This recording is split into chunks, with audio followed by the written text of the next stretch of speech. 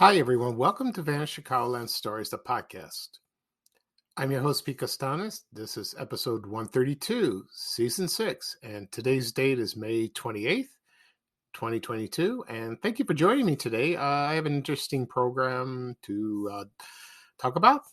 It's about my memories of watching Charlie Chan movies on WGN-TV Channel 9 in Chicago. I watched those in the 70s and the 80s. Also, I'll talk about Sinclair, the Sinclair Oil Corporation, the gas stations. Just make a note, they're still in business, but they are not here in Chicago. They were here, so I'll discuss about that and my memories of that particular gas station, and maybe some more things I will discuss with you. Right now, we're going to a commercial break. And this program is brought to you by Chippo's Potato Chips, another potato chip ad. I don't think they make these anymore. So here's a commercial from 1973. Enjoy, everybody. If I asked you, does one potato chip taste better than another? You'd say, nah, you taste one, you've tasted them all.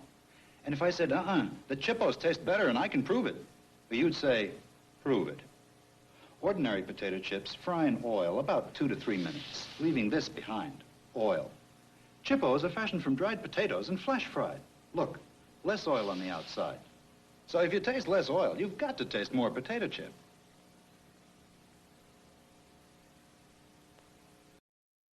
This episode is brought to you by Nerds Gummy Clusters, the sweet treat that always elevates the vibe. With a sweet gummy surrounded with tangy, crunchy nerds, every bite of Nerds Gummy Clusters brings you a whole new world of flavor. Whether it's game night, on the way to a concert, or kicking back with your crew, unleash your senses with Nerds Gummy Clusters. Okay, everybody, I'm back. I hope you enjoyed the commercial for Chippos. I remember this brand. They don't make them anymore. I haven't seen it. So, there were a lot of competition in those days, probably still is, with potato chips. I said this on a previous episode. There were all kinds. I remember like Lay's, Pringles, like that still around.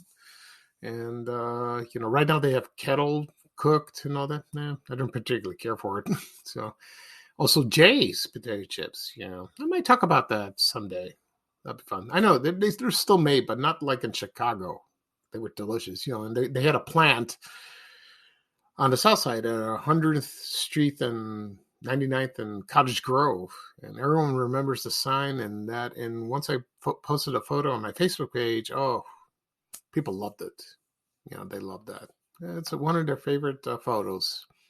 Okay. At the beginning of the program, I said that I will talk about my memories of watching Charlie Chan movies on WGN-TV Channel 9 in Chicago, and also talk about the Sinclair Oil Corporation. Okay, so for Charlie Chan, I will discuss his origin, who wrote him. It was based on a character, based on some novels and some trivia, and about the character today. Okay, and so we'll start off in the beginning. And here we go. And Charlie Chan is a fictional Honolulu police detective. And it was created by the author Earl Durr Biggers, D-E-R-R. And it was a series of mystery novels. And let's see, and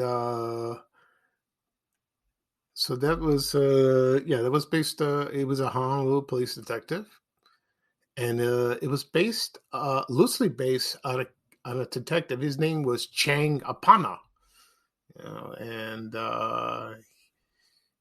And most of the stories that feature Charlie Chan was he traveled around the world and he investigated mysteries and solved crimes. Just like Jessica Fletcher on Murder, She Wrote, which I bought a DVD yesterday of the entire series. I can't wait to watch it because I used to watch the show in the 80s every Sunday night right after 60 Minutes. It's great to revisit that. I haven't seen it in years. It's going to be fun. Okay. And let's see. He also started a lot of movies, and the first movie he made began in 1926, but he was a supporting character, not a main character. And so he was, but he caught on, and they were silent movies at first. So I'm going to read off the movies, not all of them, but he was very polite and very shrewd, and the moment he would see when a murder committed, he knew right away. He had that keen sense. And the character was featured in a few radio programs, television shows, and the comic books. Okay. And so the character, it started in 1990, a long time ago. And the first novel was called The House Without a Key. And Biggers wrote 6 novels. So it was The House Without a Key, The Chinese Parrot, Behind the Curtain, The Black Camel, Charlie Chan Carries On, and Keeper of the Keys. Now, a few of those novels were adapted to the movies. And I'll read off the movies. And the first film that featured Charlie Chan, he was not the main character. He was a supporting character. And it was The House Without a Key. And that's debuted in 1926. It was like a 10-chapter serial, like in the old days. I don't know, a lot of people know that today, but in the old days when you went to the movies, you would watch serials like every Saturday morning, and kids, that sounded like fun. And then it was like a soap opera, but you don't watch it on TV. You go to the theater and watch that, and then you're hooked on it. And then you wait for the next week to see what happens. And the first actor that portrayed him, his name was George Kuwa, and he was not Chinese, he was Japanese. And the second movie was The Chinese Parrot. Okay.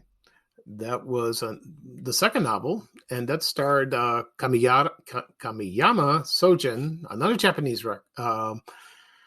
actor, and he was a supporting character. But at the time they thought that he wasn't portrayed very well.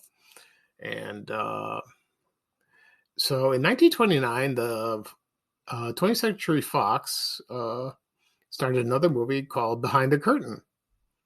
And that was the third novel. And this time the actor was not Japanese, he was Korean. His name was E.L. Park. That's funny. And the funny thing is, he only appeared in the last 10 minutes of the film, which is, I don't know, you feel cheated like that. And now the next actor that played was Warner Oland. And he was not Japanese, he was Swedish. And that was interesting. And that was based on the 5th novel, Charlie Chan Carries On. That was his first movie. And it was started in 1931, and that took off, and that became popular. He also played Fu Manchu in an early film. He was an evil villain, and then also he had his number one son, and that was Lee Chan, and that was portrayed by Key Luke. I don't know how to pronounce the name, but I used to see him all the time on television. He was a supporting actor, wonderful man, and it got popular. It really did. That took off. Okay, and there were more movies, and as time went on, it was very popular. Also, let's see. Yeah, I think there was another actor. Yes, there was. Let's see now. The other actor was Sidney Toler, and he was not Chinese. He was a European actor. I don't know where he is from. But he portrayed him. But, I saw a picture of him without his makeup or like that. He looked like a normal person, It's you couldn't tell like that. No, not couldn't tell, but he played the well. But the movies that I saw, I like Warner Allen better. He was great. He was wonderful. But Sidney Toler played a lot of movies in the 40s, and he stopped doing that in about 1949. And then there was a TV movie that it was called The Return of Charlie Chan, but that was played by Ross Martin, who played Artemis Gordon on Wild Wild West. I never saw that. I want to see it. That sounds interesting. I think it's on YouTube. And the last one was Charlie Chan and the Curse of the Dragon Queen, and that was portrayed by Peter Ustinov, the Turkish actor. I never saw that or well. I don't know. So anyway, believe it or not, the first two movies, The House Without a Key and The Chinese Parrot, they were silent movies, and they're considered lost. They can't find them. And the first sound movie that started with E.L. Park is Behind the Curtain, and that's the first sound. But there were others. Then the last one, Charlie Chan Carries On, that was the first movie that starred Warner Orland, but it's considered a loss, which is a shame. That would have been great to see the first movie. All these movies are on DVD. They were the Charlie Chan collection. I think they come in 3 volumes. So, and there were some that are lost, some are found. The last movie that starred Olin was Charlie Chan and Monte Carlo. It was in 1937. And then Sidney Toler took over the role. And those are they're on film. And here's my memories of watching the movie. It used to be shown on Channel 9 on Sundays in the afternoon, and it alternated with the Sherlock Holmes movies that starred Basil Rathbone. But before that, it was aired in the 60s on Monday nights at 8 o'clock, and it was hosted by Basil Rathbone, who played Sherlock Holmes. And some people remember that, and they alternate at night, and that took up. They were very popular. They were wonderful, and they showed both the Charlie Chan movies. They showed both actors with their movies, probably all of them, and also Sherlock Holmes movies. But most people remember on Sundays. They look forward to that. I think it was like maybe after the ball game, maybe before the ball game. The Cubs were playing, and I remember that, and it was that was a lot of fun. That's a wonderful feeling. It was comforting. It really was. And over time, they used to show them on cable and all that. But then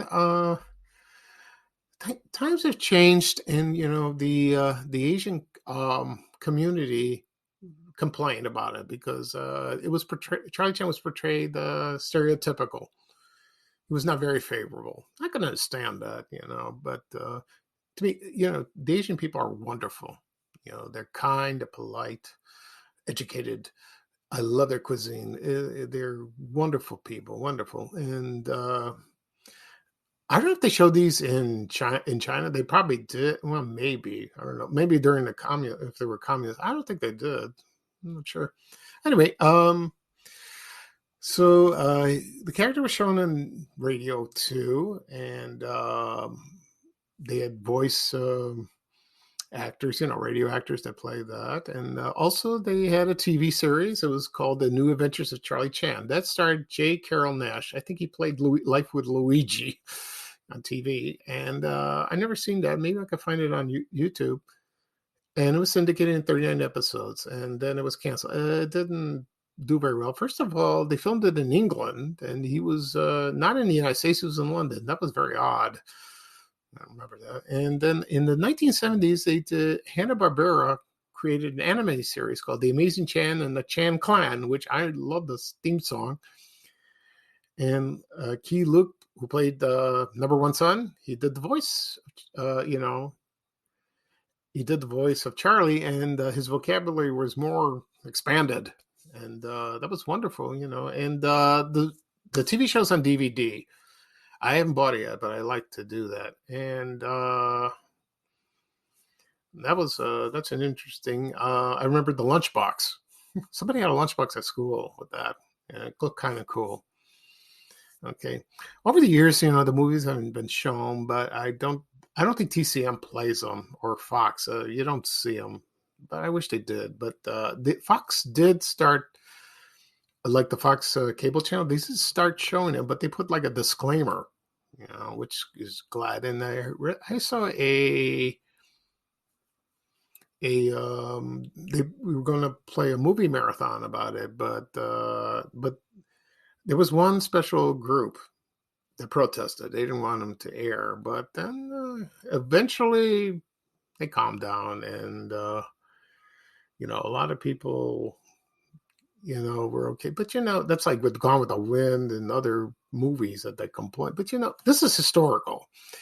Anyway, but Johnny Chan's sort of historical, but it's entertaining. But, you would see it as entertainment, not to make a message like that. So that's to me, they're wonderful films, And they did, because I remember during the movies they would say they mention Confucius and his philosophy and all that. And that's kind of, they used to do this on television a lot like that. So I don't have the movies on DVD, but maybe someday I'll buy them just for at my own convenience. I doubt any protesters will come to my house because I have playing the movies on my DVD player. Just watch in the privacy of your own home, But he was Charlie Chan was a very historical character, and so I can understand people's, their disappointment in that, but he's just a movie. He's just a character. He's not a real person like that.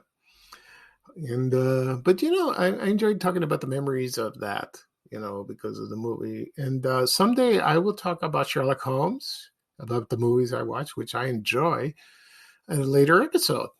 That will be fun. Okay.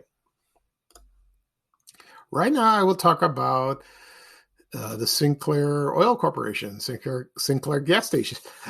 And they were in Chicago for quite a long time, like 40s, 50s, and 60s, and then they went away.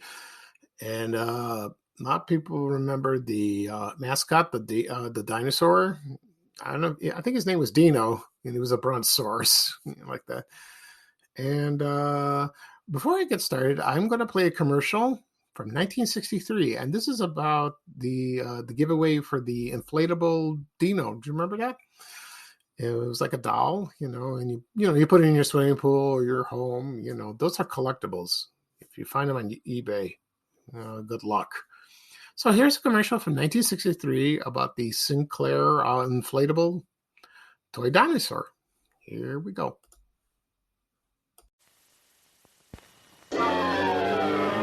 Who swims and slides like little boys? The Sinclair Dino Playmate. Who's soft and smiles at little girls? The Sinclair Dino Playmate. Get one at the sign of the Sinclair Dinosaur.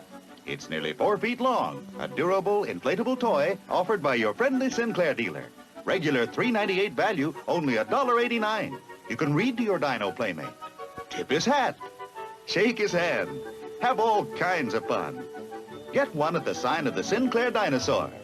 The Dino Playmate, life of the party. Great as a gift. Your friendly Sinclair dealer has them now, or he'll give you a coupon to order by mail. Get the Dino Playmate. Only $1.89. They're going fast, so hurry down. Everyone wants a Dino Playmate. Remember, your friendly Sinclair dealer says drive with care and buy Sinclair.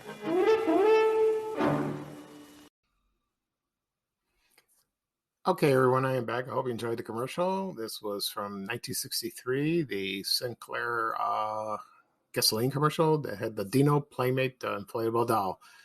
And it was only $1.89 with a $3.98 value. It's kind of cute.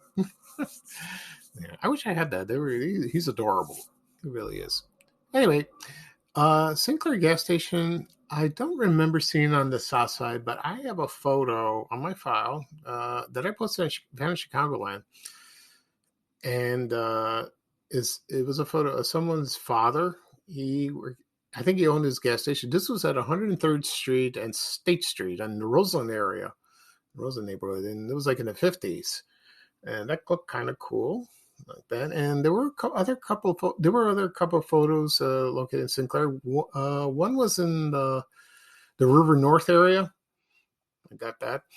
And also there was one in Skokie. Oh no, I don't know what street. I think Nile Center Road somewhere. And it was like taken in the early 60s. That looked cool. That looked very nice. And people, every time I post about Sinclair Oil, they say, oh, no, it's still there in business. Yes, I know it is. But I'm talking about Chicago. I'm talking about here, There are businesses that I post that don't exist in Chicago, but I know they exist elsewhere, like Jack in the Box. I understand. That's what I'm focused. But people like to point out. So I'll give you a little history about this company. It was founded by Harry F. Sinclair on May 1st, 1916, and originally was based in New York, but then moved to Wyoming in 1976, and it featured a silhouette of a large green dinosaur. You know, and it was at that time it was the largest privately owned American company, and they were everywhere. They really were. And they keep changing names. It was the Sinclair Golf Corporation, the Sinclair Consolidated Oil Corporation, blah blah blah, all that, and then it stuck to Sinclair Oil Corporation. And so you saw him everywhere. And in Chicago, he also in Chicago at the World's Fair. He was a sponsor. They exhibited a dinosaur exhibit there, which is kind of cool. I like to see that. And they had like an anthropomorphic version, like real life, pre-Jurassic Park. And people freaked out like that, but I bet it was fun seeing that. Also, I mentioned another photo I had.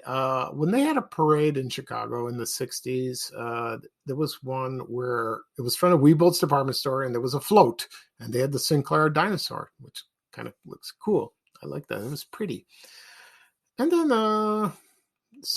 but then at the New York's World Fair, they also had, he was sponsored again, and they had an exhibit called Dinoland. They did the same thing, and they featured replicas of 9 different dinosaurs, just like Jurassic Park.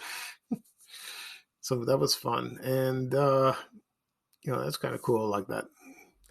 Then in 1969, something changed, and then it was bought by the Atlantic Richfield Company, which is Arco. You remember that? Arco went out of business, but they're back. Because one day I went to the hospital to do my blood test. There was a gas station on 34th Street in Harlem. They opened an Arco station. Yeah, I remember it in the 70s. And they switched over from Sinclair to Arco. And then I think that's at the time where Sinclair left the Chicagoland area. I think that's what happened. And but they were elsewhere, out west mostly. And then I heard they sold it to another company called Holly Frontier, and I don't know if they're going to keep the name. I have no idea. I'm not sure. Maybe. And the Sinclair Dino, he's a very famous mascot, and he was featured in a lot of movies, based on that. He was in Toy Story. He was in the movie Cars. I love Toy Story. And the funny thing, do you remember the TV show Dinosaurs that was in the 90s? I used to watch that. The main character and the family was named Sinclair. I didn't get the connection back then, but now I do. It's funny like that. And so, people have fun. And they had not just... toy dinosaurs. I remember they had transistor radios. I found a couple on eBay, and also photos that looked nice. And there were other promotional items at the time, so that was fun like that. Okay, so if you travel out west on vacation, like this weekend, Memorial Day weekend, stop by a Sinclair gas station. Maybe there's a dino there. He'll greet you. Who knows? Okay. That'll be all for today. I talked about my memories of watching Charlie Chan movies on WGN-TV Channel 9 in Chicago. Also talk about the Sinclair Oil Corporation. A couple notes. Yesterday I went for my blood test. Also did an EKG, and they want to do that because I'm being operated on June 9th to remove a kidney stone. But I will see the doctor on June 1st. He's going to explain everything. I'm not looking forward to it, but it's got to be done, And I had the test results emailed to me, Everything looks okay. Thank God. I feel fine. I'm doing well. Also, one thing to note, when you're an admin for a group or a page, sometimes it's a thankless job. It really is. You get complaints from people. That's how it is from social media. I had one particular guy, an older man. I don't know. He was relentless. He wouldn't stop, and he says, "Why you're doing this? Why won't you let me do this? This is a free country." Blah, blah. Please. And he's calling me names. I mean, you got to stop that. People got to stop that. Just enjoy it. Life is short. I posted that on my profile. I know that things are bad. Gas prices are high. They talk about the politics, all this violence and all that. Please, I know that, but you got to concentrate on yourself and spend time with your family, your friends. Enjoy a hobby. Enjoy life. I am. It's wonderful. I have a chance to do that. I'm a cancer survivor. Take every minute, just enjoy it. Life is precious. Don't waste your time on negativity and with negative people. It's not good, not healthy. Okay. That'll be all for today. I might do a podcast episode tomorrow, possibly, and I have to think about what I'm going to say. I'm sure it'll be fun. So this is Pete Costanza. I'm your host of Vanishing Congoland Stories, the podcast. And thank you again for joining me. Have a wonderful weekend. It's going to be beautiful and hot. And so here is Ray Rayner with with some traveling music saying bye-bye for now and bye-bye for me. Take care, everybody. So long. We have to go. Bye, bye, bye.